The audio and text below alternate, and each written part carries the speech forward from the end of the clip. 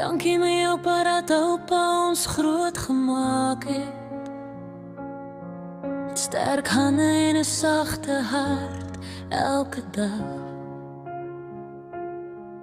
Toe die wêreld vir ons swaar en stil geword het, was oupa daar sonder vraag, sonder kla. Toe ons eie pa nie kon nie, het oupa gekies om pa te wees, om liefde te wees. Jy het ons huis toegebring, jy het ons vasgehou, en sonder woorde gewys hoe lyk vertrou. Dankie oupa vir alles wat jy is, 'n goeie pa, ons veilige rus.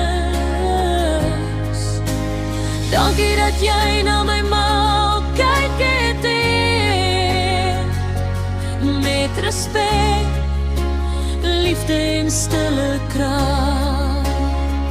Baie lief vir jou, meer as wat ek kan sê. Van jou enigste dogter, dankie oupa net weer.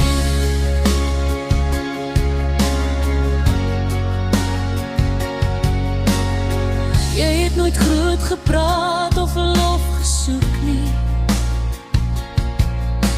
Jy het net gedoen wat 'n regte pa doen.